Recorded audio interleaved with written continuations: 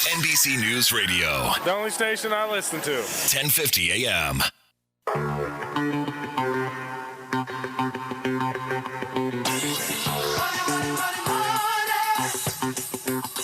Welcome back to Money Talk. I'm Jesse Torres. And I'm Aaron Michael Sanchez. All right, Aaron, so here we are back at Firehouse Chefs, Bellflower, California. I know, I'm looking at the happy hour menu, and I have got to say, I think I want to order everything. So, while we were on the air during the first segment, actually, the owner, founder, Eddie Sell, actually walked into the restaurant and wanted to make sure that we let everyone know that happy hour is on. Happy hour is on. So right here in the beautiful city of Bellflower. That's right. So if you're listening and you're within a couple hours, we're gonna have to give the address out. You do realize that? We will give the address out, but here it's on Bellflower Road, right off the 91. Mm-hmm. So I mean it's accessible. And so I'm excited. This is great. I think we're going to be here fairly frequently. I think Eddie has decided he's going to let our sorry butts in here pretty often. So it's exciting for us because I am looking straight ahead at the bar, and she is pouring exactly what I want to have in about 30 minutes. And for those of you that want to join us, it's at 16530 Bellflower Boulevard in the city of Bellflower. Again, that's 16530 Bellflower Boulevard in the city of Bellflower, right off the 91. So, okay, up next, here in the Money Talk Studios, mobile studio here at Firehouse Chefs today, we have Giovanni Luis. Giovanni. Luis. Welcome. So, Aaron, I know you're going to be excited about this. So Gio, I am. Gio, as we affectionately refer to him, is a gamification expert. He's a guy. And gamification sounds so like he makes video games. There you go. Thank you. He is the reason I have spent so many hours on my video game consoles. Gamification is the professional, word for video game maker, I guess. That's right. Well, but what's exciting for us is because so I got to be honest, I haven't spent a whole lot of time playing games in the last 10 years, but up until that point, and that's just because that coincides right about the time of the birth of my first daughter, and but I can tell you that right. And your daughters don't play? They have their video games, but but they're typical girls. They like to their dresses, their that kind of stuff. Okay. But up to that point, and I don't even remember that game, Doom.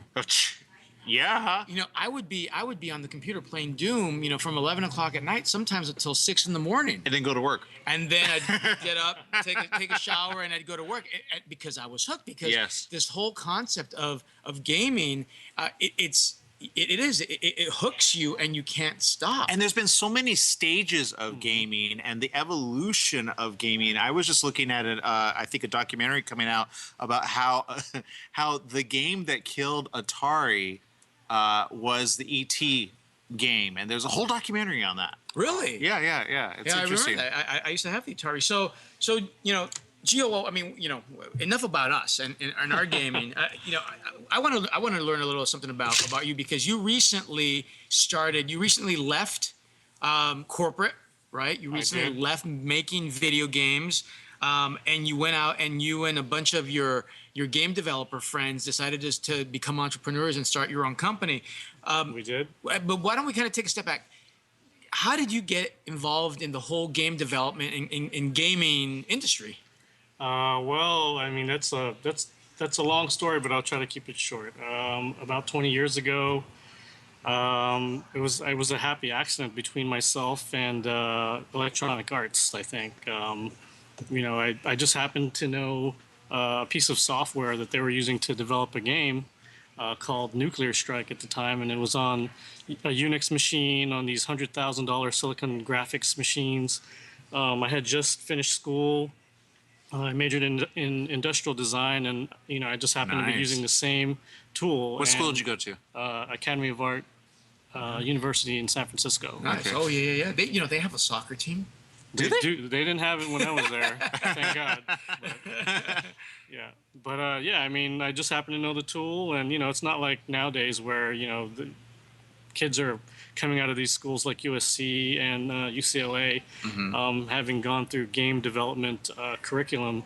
That you guys were creating it as you went along. Oh yeah, because it really kind of didn't exist, right? Back then, it was a bunch of architects and industrial designers like making video games. We just kind of happened to be using the same tools, and instead of going into, you know, architecture or industrial design, you know, we got into video games, which I'm glad because it turned out to be more lucrative for me in the long run. That's great. That's great. So now let me ask you this. So, you know, my wife and I, we often have this conversation with our kids, you know, where we say, you know, gee, you know, back when we were your age, you know, this was much harder. This didn't exist.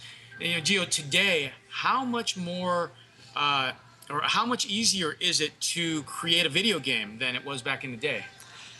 Well, you know, I think as technology advances, you would think that it would be easier to develop games, except, you know, resolutions of screens and the platforms are getting a lot better.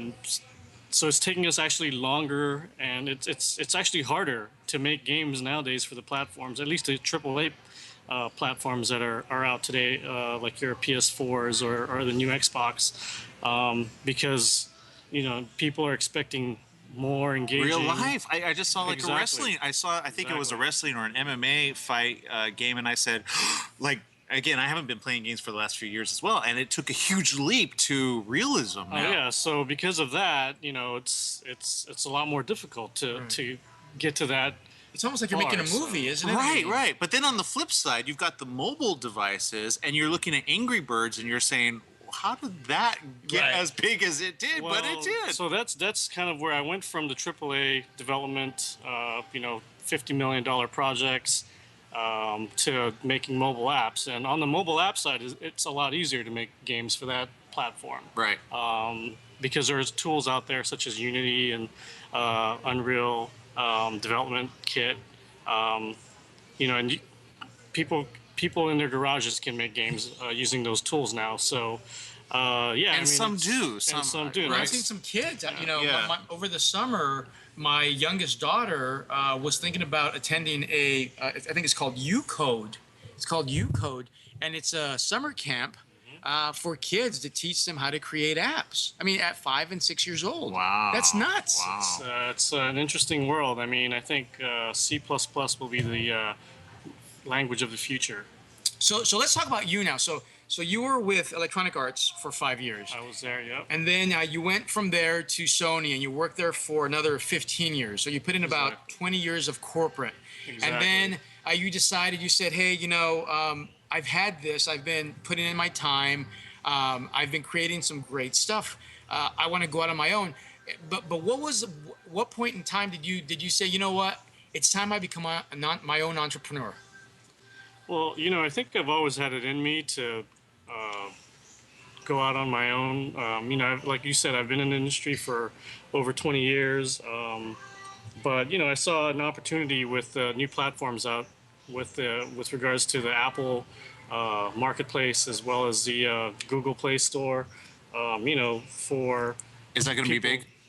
Well, it's already big. It's huge. It's like there's like 1 billion apps out there right now. Yeah. You know, on both. And I of say them. that because I mean I download, you know, I have my Android and I go to Google Play, but honestly I don't know what to download that's Yeah. like It is awesome at the overwhelming, same though, time. isn't Yeah, it? because It there's is so many overwhelming. choices. Well, that's one of the reasons why I got into the app development was because here I am. You know, I have kids, kindergarten, preschool age, and I'm buying these apps, and I'm thinking, well, you know, I can make apps just as good, if not better. I was So- gonna say, I mean, you're probably an app builder's worst nightmare because you actually build these, you know, these really comprehensive, complex games. You know, what you call the AAA games. Exactly. And now you're going and, you know, your kid is, because if your kids are anything like mine, where they're saying, "Daddy, Daddy, Daddy, can I get your password so I can download this $1, $2, $3 It's true. game?" You know, and so it must just be killing you. Well, yeah, I mean, that was one of the reasons why I thought we could, you know, I'm not going to take anything away from the app makers that were making games previous to when we started doing it, but, you know, I just thought we could put a product that was of AAA quality, you know, in a kid's package and compete. So that was another reason why, you know, I decided to go this entrepreneurial route as well. So, you know, and I, you know, Aaron and I, we have entrepreneurs here all the time, and I got to tell you, I love the, you know, going back to the Steve Jobs and Steve Wozniak kind of building the first Apple, the Apple One, out of the garage. And I love those stories where you kind of start out with nothing, and just sweat equity, if you can say that, and kind of build. At this point, going off on your own, and you got a few of your buddies doing things, and I'm sure you guys are all kind of doing as much other stuff as you can to kind of keep things moving. But this is almost like a David versus Goliath, isn't it? I mean, you guys as a little startup, kind of going up against the big boys. What are you concerned about that, or do you see that as an opportunity? What are your thoughts when you sort of think about, hey, here's a group of us, and we're going up against some of the best funded, best staffed, best reputation companies in the business. How do you kind of go into that saying, and we're going to kick butt? I mean, what goes through your head when you think about that? Well, it's a scary thought, I guess, sometimes. You just scared our guest, Jesse. Thanks a lot. Well, but going back to our first guest, where true. he says, you have to have that strategy and that plan, and Yes. to kind of put it together. Because if it were me, I'd sit there and say, I say, well, maybe I'll just wait a little longer. Maybe I'll wait another 5 years before I kind of go into it. And so you've been doing this for 20 years. So at some point, you must have said, I've got what it takes, or we've got what it takes to kind of, to beat these guys at their own game, if you will. At their own game, right?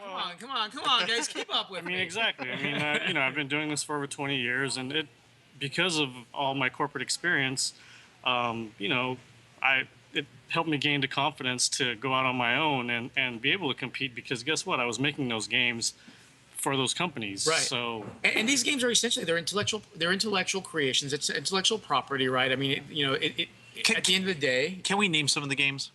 So the game that we recently released is called Papermals Pre-K, and Papermals Pre-K. Papermals is in paper animals. Basically, it's a pre-kindergarten app for kids. Highly interactive and multi-language. It's available in English, Spanish, and Mandarin. So you got Ooh, nice. Yeah. So you don't think about that, huh? You got different. No.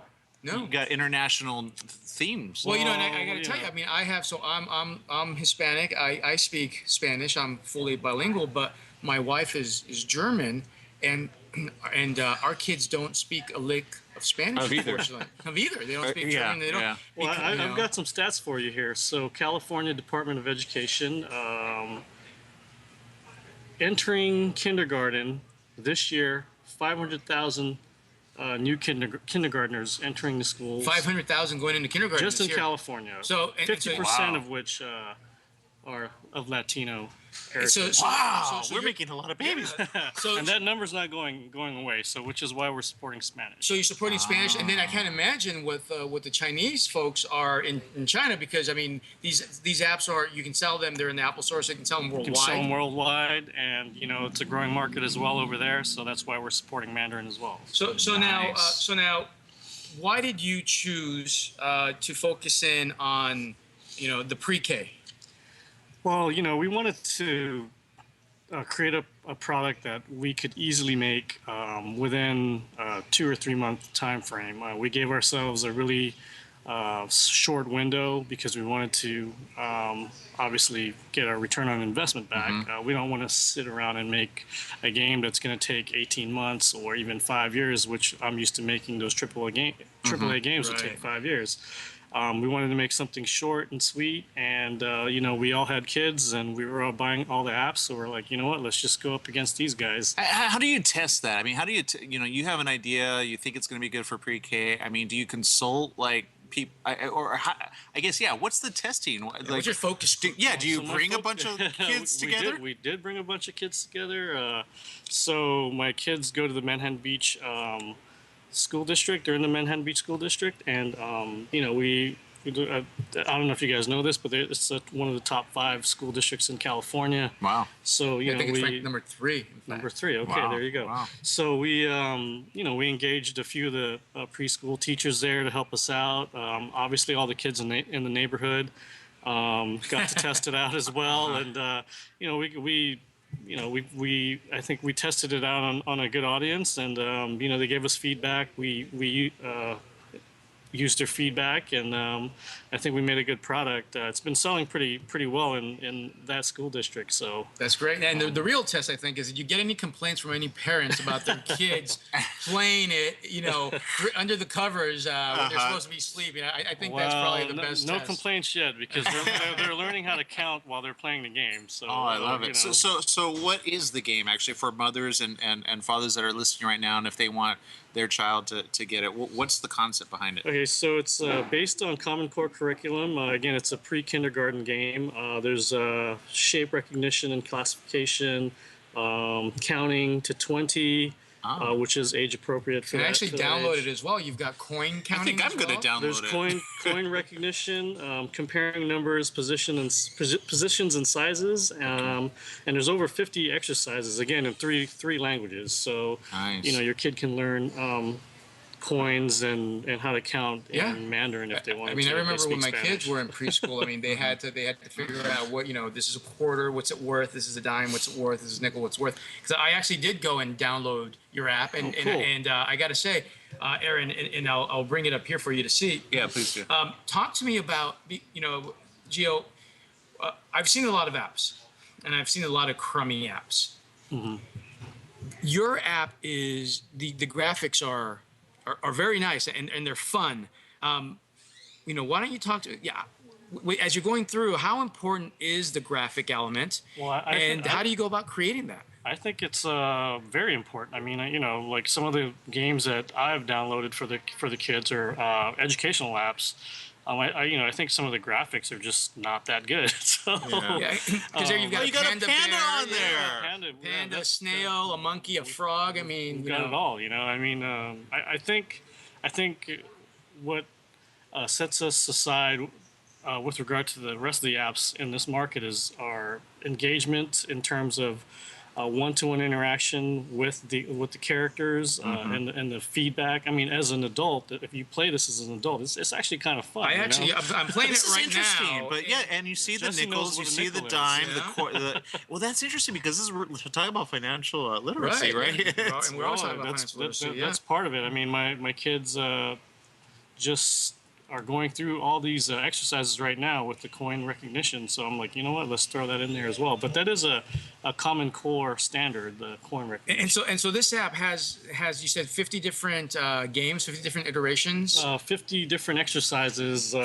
comprising coin recognition, counting, and different. I like it. Yeah, you can, and so I mean this is I can't believe I'm going backwards. I feel like I'm going backwards right now, but in terms of age, but I can see how kids get on this, and it's funny though. It's addictive, isn't Are it? you marketing? When you think of the marketing part, how do you get to the kids? Is it really through the parents then, the recognition of them to know? So exactly, it's obviously a kid's not gonna go into the app store and download this game. It's we're trying to get it into the schools. We're trying to get the schools to adopt it in terms of sort of like your back to school supplies. We're trying to equate this as a digital version of a preschool handbook. Like a workbook. Exactly, that you would buy at Target. So, okay. Like hopefully as we progress with this software development, like next year, maybe the kindergarten